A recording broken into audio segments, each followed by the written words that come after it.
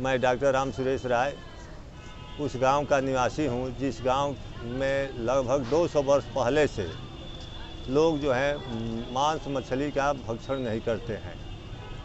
वह गांव यहाँ से नज़दीक ही है, मुबारकपुर। और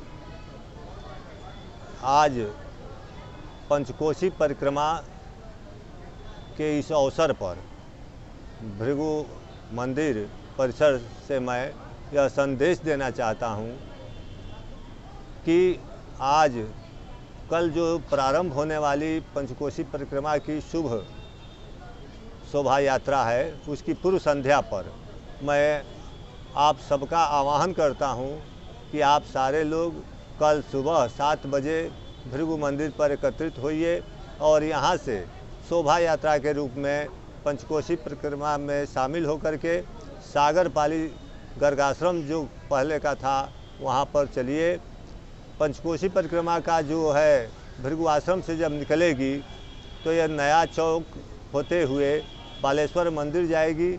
बालेश्वर मंदिर से फिर महावीर मंदिर होते हुए चौक से जो है रेलवे स्टेशन, और रेलवे स्टेशन से सीतू पांडे चौराहा होते हुए NH से सागरपाली के लिए प्रस्थान करेगी, जिसमें इसका रास्ते में जैसा कि ज्ञात हुआ है जलालपुर, मालदेपुर, खोरीपाकर, नसीराबाद के सामने ठाकुर जी महाराज की आरती और पूजन लोग करेंगे इकट्ठा होकर के, और उसके बाद सागरपाली रेलवे स्टेशन के पास जा कर के इस पंचकोशी परिक्रमा का पहले दिन का पड़ाव पड़ेगा।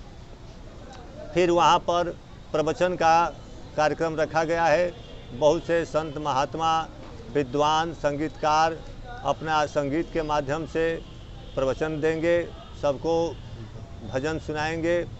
फिर दूसरे दिन यह पंचकोशी परिक्रमा जो है पांडेपुर, आमडारी, भगवानपुर होते हुए अगरसंडा के पश्चिम और मीठा के पूरब जो रास्ता है उस रास्ते से देवकली पहुंचेगी, और वहां देवकली में जा कर के मध्याह्न विश्राम होगा। फिर वहां से सायंकाल यह पंचकोशी परिक्रमा जो है शंकरपुर के लिए देवकली से निकल कर के जीरा बस्ती, हनुमानगंज, छोड़हर होते हुए शंकरपुर जाएगी, और शंकरपुर में रात्रि विश्राम होगा। फिर शंकरपुर से यह पंचकोशी परिक्रमा जब दूसरे दिन चलेगी तो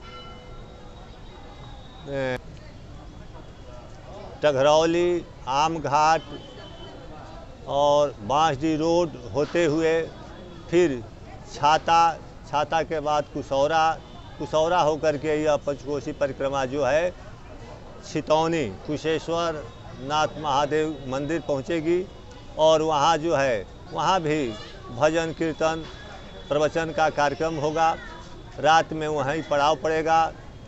वहाँ जो सरोवर है उस सरोवर का महात्मा है कि उस सरोवर में ब्रह्म हत्या से छुटकारा पाने के लिए भगवान राम भी उस सरोवर में आकर के अपने गुरु बशीर जी के कहने पर गुरु बशीर जी के साथ पूरे परिवार और समाज के साथ वहाँ आए थे, और उस सरोवर में उन्होंने स्नान किया था।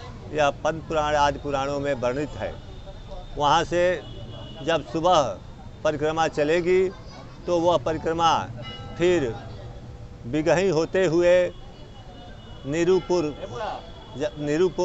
और नीरूपुर से परसिया पराश्रम आश्रम जाएगी।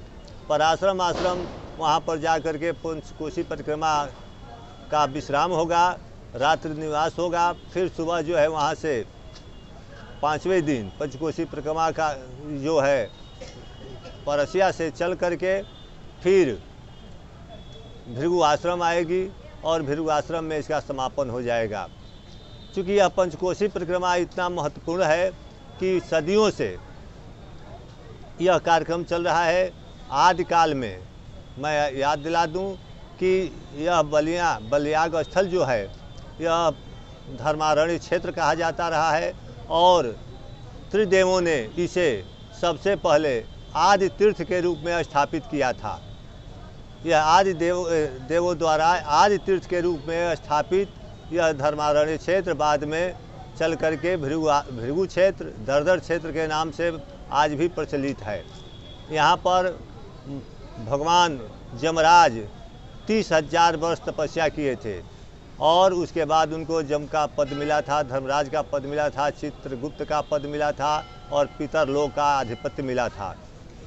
यहाँ पर जब आदि तीर्थ की स्थापना हुई तो उसके बाद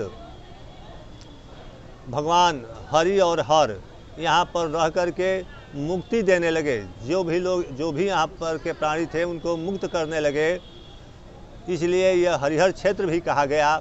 और ब्रह्मा जी ने इस क्षेत्र की जानकारी लेने के लिए कि यहाँ कई गतिविधियों की हरिहर यहाँ पर रह करके क्या कर रहे हैं, क्या हो रहा है, गतिविधियों की जानकारी लेने के लिए अपने दूत को हंस को यहाँ भेजे।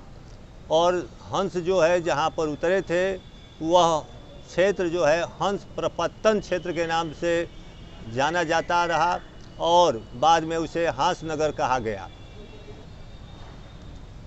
यह क्षेत्र जो है बहुत ही महत्वपूर्ण है। इस क्षेत्र की सारे कार्तिक महीने में जितने भी तीर्थ हैं, जितने भी देवता हैं, ऋषि हैं, पितर हैं, गंधर्व हैं, जो भी प्राणी हैं, जो प्रकट रूप में अप्रकट रूप में रहते हैं, प्रत्यक्ष अप्रत्यक्ष रहते हैं, कार्तिक मास में आकर के इस दरदर क्षेत्र में गंगा संगम के तीर पर निवास करते हैं। यह बहुत ही महत्वपूर्ण है, इसलिए आप सारे लोगों से निवेदन है, आग्रह है कि आप लोग इसमें आइए और आकर के इस पुण्य का आप लोग लाभ उठावें। धन्यवाद।